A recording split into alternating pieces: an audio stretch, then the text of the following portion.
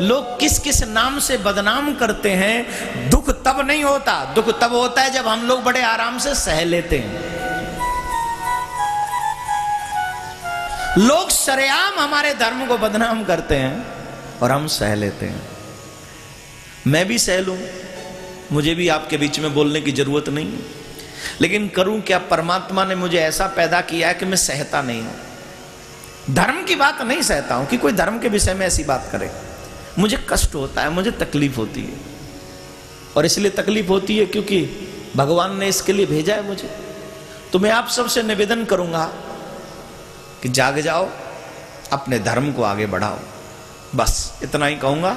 इन्हीं शब्दों को समझ लेना, जो समझना, नहीं समझो तो अपना गंगा मैया पीछे ही है, जो मन कर गंगा नहाओ। और अब धर्म तो बढ़े, कम से गंगा नहाने से ही बढ़े। राधे राधे बोलना पड़े। मैंने कुछ और तो नहीं कहा जिसके ऊपर आप हंस रहे हो। कहीं गलत तो नहीं समझ लिया आपने?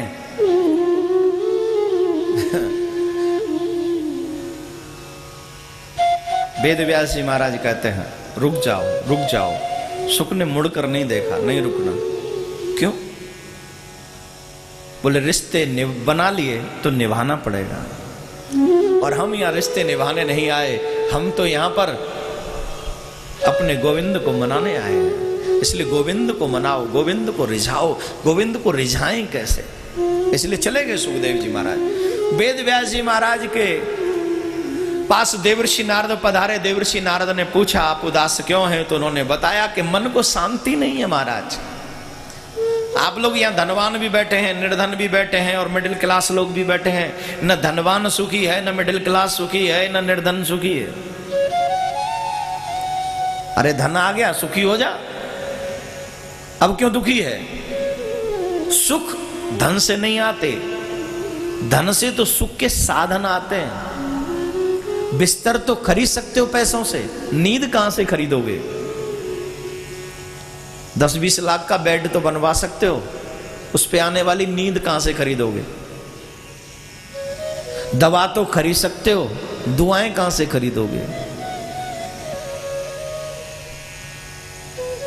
दुआएं पैसे से नहीं मिलती हैं, दुआएं सत्कर्मों से। आजकल लोग सत्कर्म करने से डरता है, बहाने बनाता है, लेकिन जब खुद का बेटा हॉस्पिटलाइज हो तब वो कहते हैं भगवान बचा लो। भगवान कहे तूने अच्छे कर्म नहीं किए जिसकी वजह से लोग तेरे बच्चे को दुआएं दें।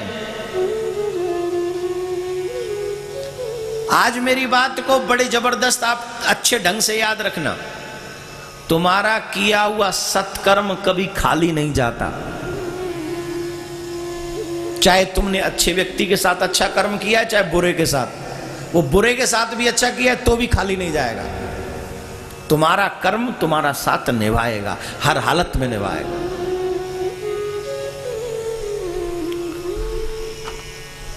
नारद जी कहते हैं, मुझे मेरे पूर्व जन्म की बात याद आ रही है। मैं पूर्व जन्म में दासी का पुत्र था।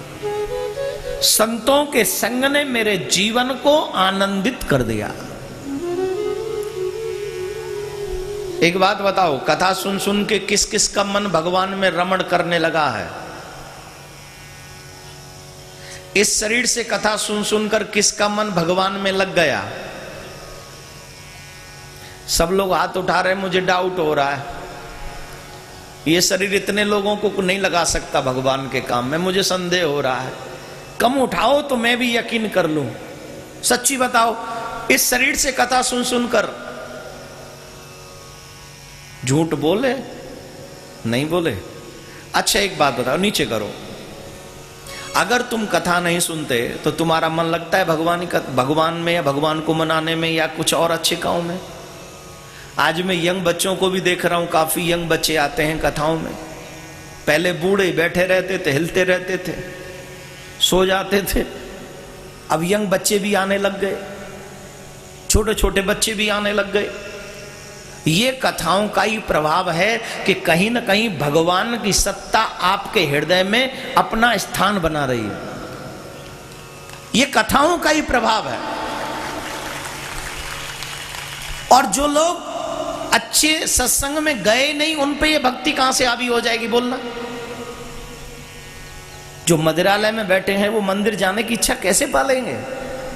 जो डिस्को जाते हैं उन्हें कथा पंडाल की याद आएगी कैसे?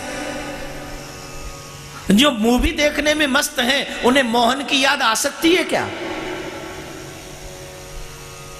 जब तक तुम अच्छा संग नहीं करोगे तब तक ना तो तुम न तुम्हारे बच्चे अच्छाई के मार्ग पर नहीं चल सकते। देवर्षि नारद कहते हैं, जब मैं छोटा सा था उस समय पर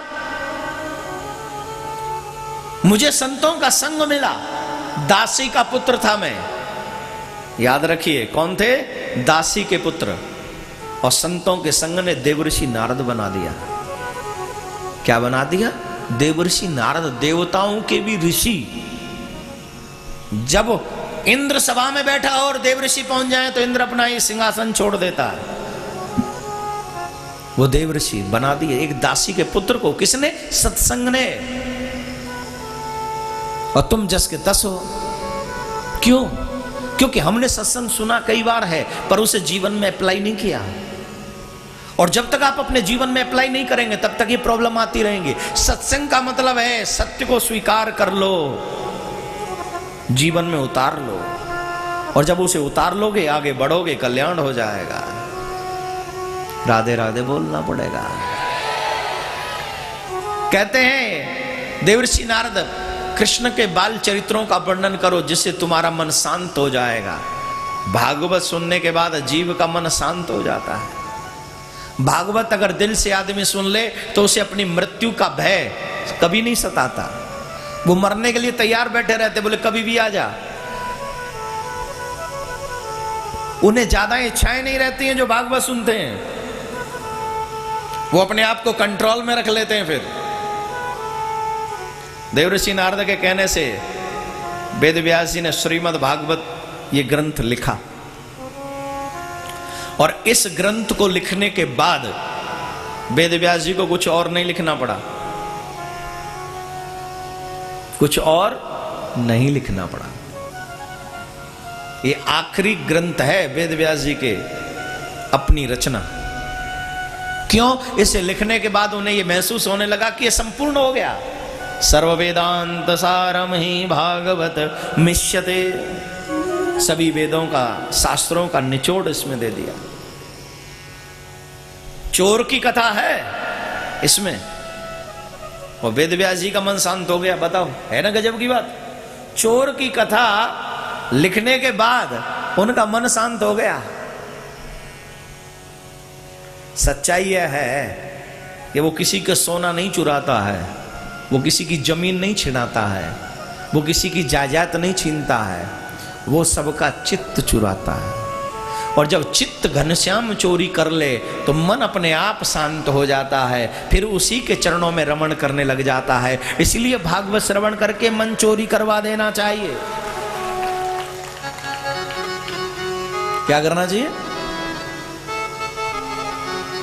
भागवत श्रवण करने के बाद कोशिश करें कि हे परमात्मा हमारा मन चोरी आप कर लो। आप तो चोर है ना, चोराग्रगण्यम पुरुषम नमामि। आप चोरों के सरदार हो, इसलिए कृपा करो कि हमारा भी मन चोरी कर लो। और जब भगवान तुम्हारा मन चोरी कर ले तो फिर मन तो कहीं जाएगा नहीं। फिर इस मन को दौलत नहीं चाहिए, फिर इस मन को शोहरत नहीं चाहिए, फिर इस मन को दुनिया के रिश्ते नहीं चाहिए। और जब कुछ नहीं चाहिए तो हो गया शांत। इसे क्या चाहिए? बोले शांति का सागर चाहिए, इसे प्यार का सागर चाहिए, करुणा का सागर चाहिए। अपार करुणा का सागर कौन? परमात्मा सर्वेश्वर कृष्ण है। जब चाहती करोगे शांति करुणा के सागर की तो मन शांत नहीं होगा। उसमें से एक बूंद भी छलक गई, हो गया तू शांत। भाई देखो, जैसे व्यक्ति के पास जाओगे वैसा ही मिलेगा। और जैसे परमपिता परमात्मा के पास, कृष्ण के पास आओगे तो शांति मिलेगी कि नहीं मिलेगी? बिल्कुल मिलेगी। लेकिन चाहत हो कि उसके पास जाना है, उसके पास बैठना है, अपने जीवन को धन्य करना है, कृत्य करना है। वेदव्यास जी इस ग्रंथ को लिखने के बाद, और ये कलयुग का संपूर्ण एक ऐसा ग्रंथ है कि इस ग्रंथ के बाद तुम्हें कुछ और करने की जरूरत नहीं। एवरी डे इसका अगर आप एक श्लोक भी पाठ कर लें, मैं दावा करता हूं कि आपका बेड़ा पार होने से कोई रोक नहीं सकता। सिर्फ एक श्लोक, और अगर संस्कृत ना आए तो बोले मत से पाठ करो, श्रवण कर लो, श्रवण कर लो 10 मिनट 5 मिनट। जब भी रात्रि में आता है ना, तो कितने बजे आता है कथा है भाई? थोड़ा करना पड़ेगा ना, वो क्या बोलते हैं उसको, क्या बोलते हैं उसको, नहीं क्या कमर्शलाइज, थोड़ा कमर्शियल ब्रेक लेना पड़ता है, तो अपना ऐड करना पड़ेगा। नहीं, आजकल ऐड का जमाना है, जो दिखता है वही बिकता है। इसलिए कथा के बीच में भी जो एक आध नहीं देखता वो भी देख ले, आज रात को देखना 10 बजे से, और कथा सुनकर सो जाओ, इससे अच्छी बात और क्या होगी। सुन के सो, सपने में भी श्याम आए ना? रात श्याम सपने में आए, मैं दहिए पी गो, नहीं आएंगे सपने में। कथा सुनो, कथा में आगे बढ़े। महाभारत का प्रसंग आता है। महाभारत में, जैसा मैं हमेशा कहता हूं, कुछ बातें जिनको इग्नोर जीवन में जरूर करना चाहिए, और जब तक आप इग्नोर करना नहीं सीखेंगे तब तक आप सक्सेस नहीं होंगे माय डियर। क्या किसी ने अगर तुमसे कड़वा शब्द बोल दिया तो उस पर रिएक्ट इमीडिएटली मत करो। अगर किसी ने तुम्हें अपशब्द बोला है तो उस पर रिएक्ट इमीडिएटली नहीं करना चाहिए। After some time you stop and think fast. पहले सोचो, सिर्फ 5 मिनट दो अपने आप को, सिर्फ 5 मिनट दो और सोचो, और 5 मिनट के बाद उसका रिएक्ट करो। उसका फल खतरनाक नहीं होगा, उसका फल मीठा होगा, और मीठा भी ना हो तो कड़वा तो नहीं होने वाला, कम से कम सिर्फ 5 मिनट में। और बिना सोचे इमीडिएटली तुम रिएक्शन कर दो, उसका रिएक्ट करो, तो तुम्हारे रिएक्शन का रिएक्शन जो होगा वो गलत होगा। सामने वाला एक्शन कर दे तो तुम पहले सोचो फिर रिएक्ट करो। द्रौपदी ने दुर्योधन को कहा तेरा बाप भी अंधा और तू भी अंधा। कड़वे शब्द बोले, बुरा मान गया और कहा कि तेरी लाज भरी सभा में उतारूंगा। एक और बात, बहुत से लोग आपस में बहुत मजाक करते हैं, फ्रेंड सर्कल में, फैमिली में, कई लोग बहुत मजाक करते हैं, और उस मजाक में इतना कड़वा मजाक कर देते हैं कि सामने वाला जिंदगी भर के लिए तुम्हारा दुश्मन हो जाता है। मजाक, हास्य विनोद किसको कहते हैं? जो सामने वाले को हंसी दे, सुख दे, आनंद दे, उसको हास्य विनोद नहीं कहते। जो सामने वाले को उकसा दे, उसको हास्य विनोद नहीं कहते। जो सामने वाले को तुमसे लड़ने पर मजबूर कर दे। दुर्योधन कहता है कि तुझे तेरे कर्म का फल मिलेगा। द्रौपदी की सभा में लाज उतारने की कोशिश की गई, आप सब जानते हैं, आप सबको मालूम है। लेकिन जिसकी लाज बचाए कृष्ण, उसकी लाज कोई उतार सकता है? जवाब दीजिए। द्रौपदी का विश्वास, दोनों हाथ उठा दिए। कब? जब साड़ी खींची जा रही थी। कब? जब साड़ी खींची जा रही थी। एक स्त्री के तन से वस्त्र खींचा जाए, जबरदस्ती वस्त्र खींचा जाए, क्या वो स्त्री दोनों हाथ खड़े कर सकती है? कदापि, कभी नहीं। और इस बात से पता चलता है कि कितना विश्वास रहा होगा द्रौपदी को कृष्ण के ऊपर, जिसने दोनों हाथ ऊपर कर दिए। हमें कृष्ण क्यों नहीं मिलता? क्योंकि अभी हमने दोनों हाथ ऊपर किए नहीं है।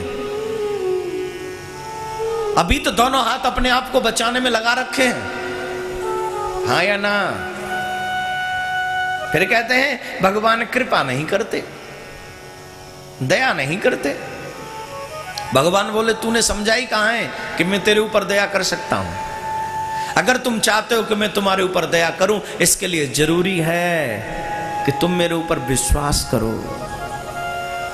First you believe me, then you see. I will help you if you believe me. I will help you if you believe me. First you believe, then you see. First you devote yourself. तुम समर्पण तो करो, तुम विश्वास तो करो। द्रौपदी का समर्पण देखो, दोनों हाथ खड़े कर दिए। विश्वास देखो, दोनों हाथ खड़े कर दिए। और हमारा विश्वास कैसा है? कथा होगी 2:30 बजे शुरू, हम क्या बजे आएंगे? This is my believe. क्यों? हम क्या चाहते हैं? काम भी हो जाए और श्याम भी मिल जाए। अरे 5 दिन कम कमा ले, दूसरा दिन तो निकल रहा। 5 दिन कम कमा ले, आने वाले 5 दिन एक्स्ट्रा टाइम कर लियो। लेकिन एक और बात बता दूं, संभावना ऐसी है कि जितना तू नहीं कमा सकता, 5 दिन में तुझसे ज्यादा मेरा परमात्मा तुझे कमा कर दे। यकीन तो करना सीख, यकीन तो करना सीख, विश्वास तो करना सीख। द्रौपदी का विश्वास शिक्षा देता है कि हम कैसे करें, हम क्या करें। और यह विश्वास छोटा नहीं है। माता बहन इस बात को ज्यादा समझेंगी बजाय भाइयों के। दोनों हाथ खड़े करना, this is not simple thing. अरे यहां नहीं, दुशासन के आगे द्रौपदी दोनों हाथ उठा रही है। ये कितना बड़ा यकीन है, कितना बड़ा विश्वास है। हे मेरे प्यारे, ये बहुत बड़ी एक मिसाल है विश्वास की। लोग कहते भगवान नहीं है, झूठ है लोग। आज भी भगवान जिंदा है। आज भी मेरा कृष्ण तुम्हारे और मेरे बीच में बैठा है। होनी चाहिए आंखें, उसे देखने की हिम्मत होनी चाहिए तुम में। अंधे लोगों को सूर्य नहीं दिखाई पड़ता। बुद्धि जिनमें ना हो, बुद्धि जिनमें ना हो, बुद्धि मलिन जिनकी हो, उन्हें शास्त्रों का ज्ञान समझ में नहीं आता। इसलिए सबसे ज्यादा जरूरी क्या है? आंखें खोलो जरा अपनी और ज्ञान को समझो, कृष्ण को समझने की कोशिश करो।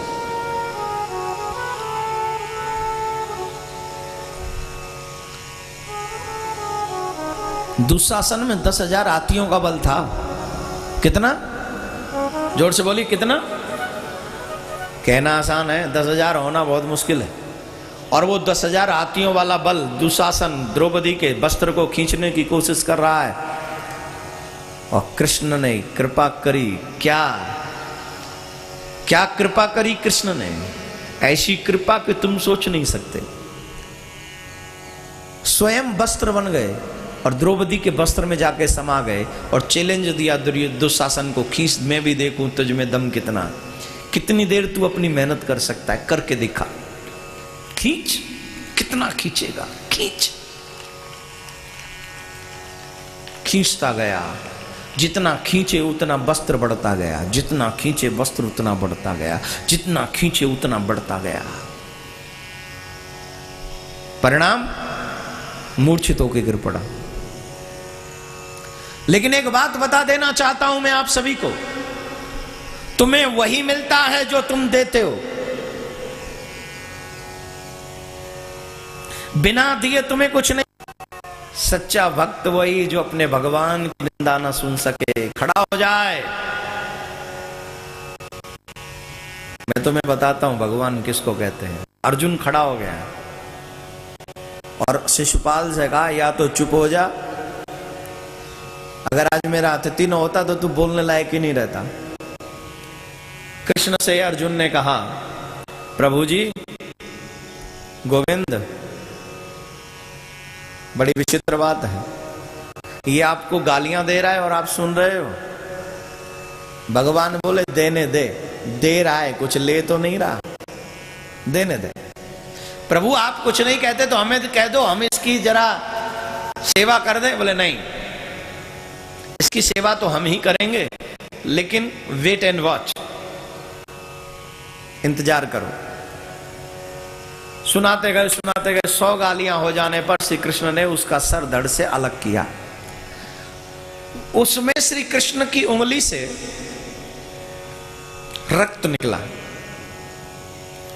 सब लोग दौड़े, अरे वैद्य को बुलाओ, वैद्य को बुलाओ, वैद्य को बुलाओ। द्रौपदी वहां खड़ी थी। द्रौपदी ने बिना विलंब किए अपने नई साड़ी को फाड़ दिया और श्री कृष्ण की उंगली पर बांध दिया। कृष्ण बोले नई साड़ी को फाड़ने की क्या जरूरत थी, ये तो राज्य है, कोई भी राज्य वैद आ जाता है। द्रौपदी ने एक बात कही, लहू इस हाथ से निकले तो चूल्हे में गई साड़ी। याद रखिएगा, सच्चा प्रेमी कौन? जो भगवान पर अपना सर्वस्व न्यौछावर करे, बिना ये सोचे कि मेरा भला होगा या बुरा, मेरा नुकसान होगा या हानि या लाभ, ये नहीं सोचता। ये लोग तो व्यापारी लोग सोचते हैं what is my profit, what is my loss. भक्त कभी नहीं सोचते, भक्त तो कर डालते हैं, और भगवान के लिए किया हुआ कुछ भी नुकसान नहीं देता है, लाभ ही देता है। द्रौपदी कहती है लहू इस हाथ से निकले तो चूल्हे में गई साड़ी। न्यौछावर है, लहू की एक बूंद पर लाखों नई साड़ी।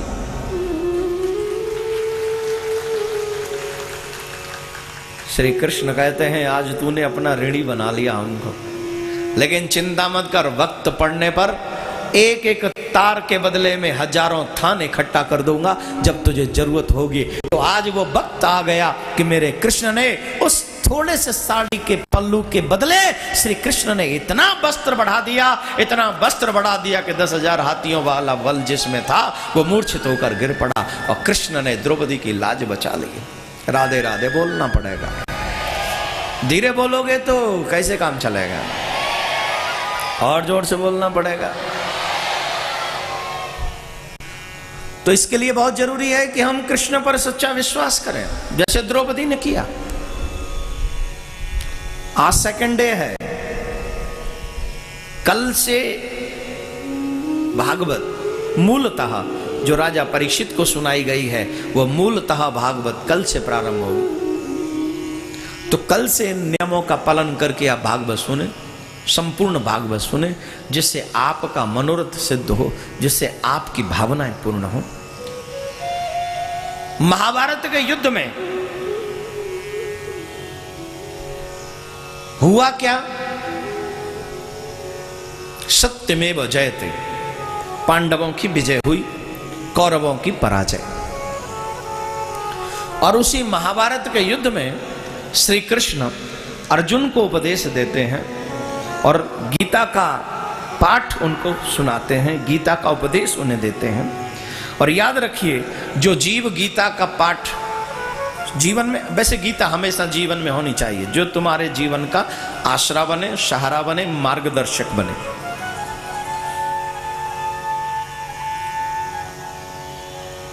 महाभारत का युद्ध हुआ, दुर्योधन की मृत्यु, धर्मराज को राज्य की स्थापना, राज्य दिया गया, राज तिलक हुआ। प्रसंग सुनने योग्य है, पितामह भीष्म अपने प्राणों का त्याग करने वाले हैं, तो पांडवों के साथ श्री कृष्ण पितामह भीष्म से मिलने गए। और जब भगवान श्री कृष्ण पांडवों के साथ पितामह भीष्म से मिलने गए तो अर्जुन बहुत रोने लगे पितामह भीष्म को देखकर। और अर्जुन ने कहा ये सब मेरी वजह से हुआ है, हे पितामह मुझे क्षमा कर देना। अर्जुन को हृदय से लगाया। अब पितामह भीष्म ने कहा, अर्जुन तुम जानते हो मैं बड़ा प्रसन्न हुआ हूं कि मुझे मेरे शरीर को तीर तुम्हारे हाथों से चले हुए तीरों के, जो तीर मेरे शरीर को लगे वो तुम्हारे हाथों से निकले। क्यों? बोले तुम कृष्ण के सच्चे भक्त हो, सखा हो, मित्र हो और प्रिय हो। और जो कृष्ण को प्रिय है उसके हाथों से तो तीर भी लगे तो वो अमृत के समान होते हैं, और तुम्हारे हाथों से जो तीर लगे मैं आनंदित हूं। युद्ध का परिणाम तो मृत्यु ही होता है, चाहे शत्रु की हो चाहे तुम्हारी, लेकिन तुम्हें प्रेम करने वाला या तुम जिसे प्रेम करते हो उसी के हाथों से मृत्यु हो, यह किस्मत हर किसी की नहीं होती। मेरे को जब तुम तीर चला रहे थे तो मेरे सामने मुझे मेरा कृष्ण नजर आ रहा था, और कृष्ण के प्रिय से जो तीर चल रहे थे वो मेरे को युद्ध भूमि से हटाने के लिए काफी थे। भगवान श्री कृष्ण को देखा और कृष्ण को देखते ही बोले, हे प्रभु सदैव देवो भगवान प्रतीक्षताम कलेवरम यावदिदं हीनोम्यं प्रसन्न हासा रुणलोचनोलसन् मुखाम्बुजोध्यान पतश्चतुर्भुज। पितामह भीष्म कहते हैं, श्री कृष्ण वरदान दीजिए, हे प्रभु आपका केवल लोगों में जो ध्यान है, जो लोग जिसको देखकर मोहित हो जाते हैं, दर्शन मात्र से ही आनंदित हो जाते हैं, ये रक्त कमल के समान आपके जो नयन हैं, अरुण नेत्र हैं, आपके हृदय, आपके अधरों पर जो मुस्कुराहट है, ये मुस्कुराता हुआ चेहरा जिस समय मेरे प्राण निकले उस समय सुंदर छवि का दर्शन करते हुए मेरे प्राण निकलने चाहिए। पांडवों को उपदेश दे रहे थे, कृष्ण से वार्तालाप कर रहे थे, अचानक से द्रौपदी मुस्कुराने लगी। और जब द्रौपदी मुस्कुराने लगी तो पितामह भीष्म ने पूछा, बेटी क्यों मुस्कुरा रही हो? बोले नहीं पितामह कोई बात नहीं। बोले नहीं बेटी कोई बात तो होगी, अच्छे कुल की बेटियां, बहू बेटियां बिना वजह नहीं मुस्कुराती हैं, कोई तो वजह होगी, बताओ ना। पितामह मैं सोच रही हूं आज आपके मुख से इन ज्ञान के शब्दों से मुझे बड़ा अचरज हो रहा है, क्षमा करना। आज आपके मुख से इतने सुंदर सुंदर ज्ञान युक्त शब्दों को सुनकर मैं सोच रही हूं कि आपका ज्ञान उस दिन कहां गया था जब मेरी भरी सभा में लाज उतारी जा रही थी और आप सर नीचे करके बैठे थे। पितामह भीष्म कहते हैं, बेटी सच कह रही है, तुम्हारे उस उपहास में मैं भी ये गुनहगार हूं, मैं भी अपराधी हूं, परंतु जानती हो बेटी मुझसे भी ये अपराध कैसे हो गया? ये अन्न का फल है। मैं उस पापी दुर्योधन के राज्य का अन्न खा रहा था, इसलिए मेरी बुद्धि मलिन हो गई और मैं उस समय तुम्हारी मदद नहीं कर सका। हे बेटी आज मेरा यह ज्ञान इसलिए जागृत हो गया कि तुम्हारे ही पति ने जो तीर चलाए, जो बाण चलाए, जो सर चलाए, वो मेरे शरीर में आकर चुभे और उस तीरों से जो मेरा वो रक्त था जो दुर्योधन के अन्न से बना वो निकल गया। अपवित्रता से भरा हुआ वो रक्त निकल गया और आज कृष्ण का दर्शन करके मेरा ज्ञान जागृत हो गया है और इसलिए मैं बोल रहा हूं। क्यों? क्योंकि मेरा कृष्ण मेरे सामने खड़ा हुआ है। हे मेरे भाई बहन, इस कथा से एक और शिक्षा मिलती है, जीवन में कभी भी बुराई से कमाए हुए धन से रोटियां नहीं खानी चाहिए। जो जीव बुराई से कमाए हुए धन की रोटियां खाता है उसकी बुद्धि मलिन हो जाती है। सत्य और असत्य की परिभाषा वो भूल जाता है, फिर तो वो असत्य के जयकारे करता है और सत्य उनसे कोसों दूर चला जाता है। इसलिए आजकल एक बहुत बड़ा आंदोलन चल रहा है, जन जागृति हो रही है। करप्शन हटाने की बातें सबके मुंह पे है, लेकिन करप्शन तो हम नहीं करते हैं क्या? जब आप वोट देने से पहले मदिरा पीने के लिए मांग लेते हो तो ये करप्शन नहीं है? जवाब दो, नहीं है? या पढ़े लिखे लोग वोट डालने नहीं जाते हैं, ये करप्शन नहीं है? अभी जो केंद्र में सरकार चल रही है, मुझे कोई बता रहा था मात्र 12 करोड़ वोट मिली हैं। कितनी?